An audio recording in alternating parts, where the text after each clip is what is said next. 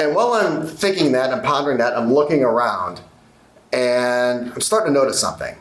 Like it's becoming very, very obvious. Like I'm like, wait, well, have you ever had analysis paralysis or paralysis via analysis? Are you familiar with that term or the concept? It's when you have a really important decision and you put so much effort into that decision, you place so much emphasis on it, you have like this Excel style workflow about how you're going to make the decision.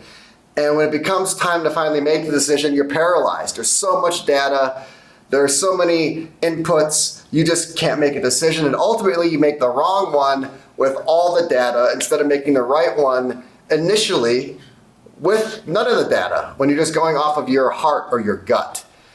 In school, they teach you to ignore your gut, ignore your heart, think logically, think with your mind. And as I get older, I'm realizing that you need to shut this thing off. This thing is dangerous. You want to channel your gut feeling or your heart feelings as much as possible, because usually they're right. Typically during off season, I do like some lighter content or some more chill content as I ramp into the next year. And for the last couple of years, I've been in Las Vegas. But after last year's off season in Las Vegas, I'm just done going to Vegas when it's 30 or 40 degrees. I'm just over it. Vegas is a March through November destination. So I'm done going to Vegas during the winter. And I was looking for somewhere new. And I did have Zanzibar booked, done, flight, all the hotels, everything, but that just didn't feel right. And looking back in retrospect, that was the right decision. That trip was too much, too soon. Are you hearing this? This is the Wyndham, by the way. Usually in life you get what you pay for, but you can like outkick your coverage or underkick your coverage. And this Wyndham, it underkicks. Yeah, this hotel is not good. Maybe I'll touch on that later in the video. But anyway, I had Zanzibar. This is gonna be a tough one to finish. I had Zanzibar booked, I canceled it, and then I was looking at a new place, and I had Panama chosen. Lots of American tourists, English friendly, although they don't speak a ton of English, English friendly. It's the second most popular destination in Central America behind Costa Rica, which I'm going to later this year.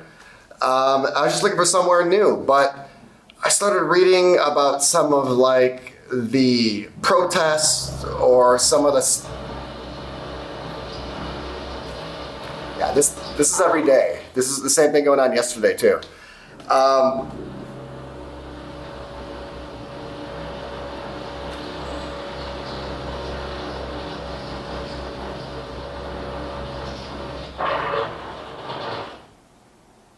Yeah. So anyway, I canceled Panama. And it just didn't feel right. And looking back, this doesn't feel right. This is brutal. This goes on all morning. This Wyndham is terrible, by the way. I'm sorry. Like, I booked it because it was really popular, and I had such a surprisingly awesome experience at Wyndham Ultra in Playa del Carmen, which is not too far from here. I should probably reconsider that hotel immediately. And I booked this place, and this place is just, it's brutal. It's absolutely brutal. They're out this morning, like, it's almost like they're trying to like landscape the sidewalk. Like they watered it so much and they cultivated it so much, it's like they're trying to get the sidewalk to sprout something. I've never seen so much care and attention to one individual sidewalk in my life. Anyway, one of my first impressions on Cozumel, I'm not a fan. I'm not a fan. There's a reason why no one talks about Cozumel. They talk about Playa del Carmen, they talk about Tulum, they talk about Cancun. They don't talk about Cozumel, and this is why. I really didn't pay much attention to it.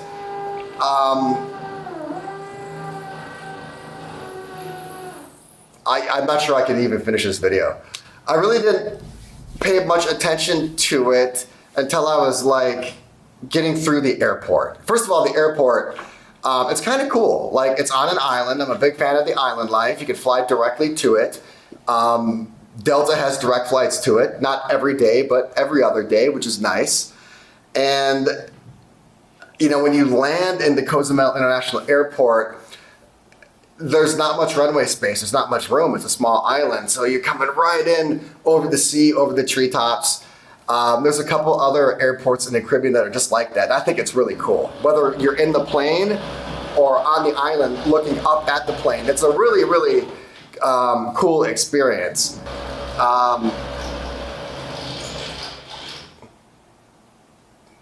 It's moments like these that really make me reconsider my life choices. Every choice I've made up until this point has led me here. Where did I go wrong? Booking Cozumel and the Wyndham, actually. It's pretty discernible. And then the Cozumel Airport, it's old school. You actually deplane outside, which was a cool experience because I rarely get to do that. Anything new and different is really fun for me. And then you walk into the airport, the immigration, and it's just like a smaller version of what you find at any Mexican tourist airport. It's basically just a miniature version of Cancun. And there were 3 people working it. The line moved really, really fast. And I was really kind of jet lagged, to be honest with you, even though it's an hour difference in time. I just had a really, really grueling and arduous schedule up into the flight. So I slept the entire flight. I'm just kind of waking up. I get through immigration just basically on autopilot.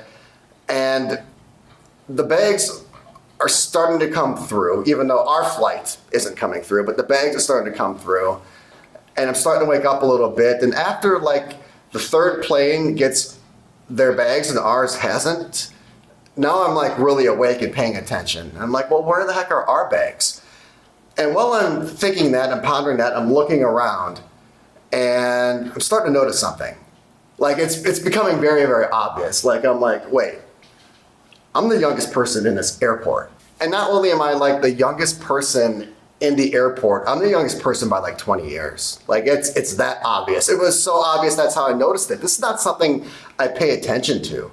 I mean, I'm in a lot of different places all over the world, and usually, I mean, there's just a nice mix of people, genders, races, ages everywhere. I don't even really pay attention to it. But this one is so shockingly slated to AARP. I'm just like, whoa, I'm the youngest person in this airport by like 20 years. This could be a problem.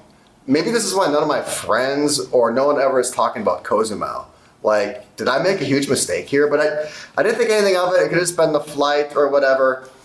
And then I get out of the airport. I know there's like a lot of really cool sites on the island. I'm not sure how many I'm going to see, but like I'm hearing this place is very walkable. I'm looking at like a lot of cool restaurants. They're just right across from some of these hotels. Like I'm getting kind of excited. And then I pull into this Wyndham, and it's nothing like its pictures. You could say bait and switch. You could say embellishment. I'm not going to say either, but it certainly isn't representative of the pictures online. And indeed, I am the youngest person here by like 20 years. For sure. For sure. Immediately I came to my room here and I started scrambling. Like, which hotels can I cancel? Which hotels can I get out of? Where can I go instead? And I just got to the point where I'm just like, it's that knee-jerk reactionary thinking that got me to this point. Like, I shouldn't have never canceled Panama because I wasn't confident in that trip or because I wasn't feeling it. I booked Cozumel instead, and that was a mistake. Like, Panama would be so much more fun than this.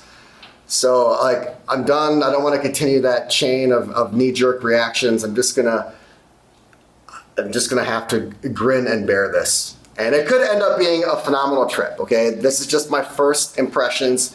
If I did a last impressions video, they could be entirely different. But first impressions are not good. This Wyndham, I originally booked it to like do an actual full-blown video. There's no way I could do that. There's nothing here. I don't even think there's a restaurant. Like, it's buffet, that's it. There's one bar that's, I think, maybe open at night. These rooms, I think this is like the nicest room. This is a king-size room. And there aren't even any lights in this room. Like, do you see any lights? There are no lights. Yeah, I'm nervous for sure. But it could end up being an adventure. It could end up being the best time ever. I've gone into a lot of these situations with a frown, and by the end of it, it's been upside down. So I'll have a laugh about it no matter what happens. If it turns out being awesome, it'll make for a phenomenal story. And if it turns out being the worst trip ever, it'll be a good lesson to me. You know, just follow your heart, follow your gut. Typically, your initial reaction or initial thought is the proper one.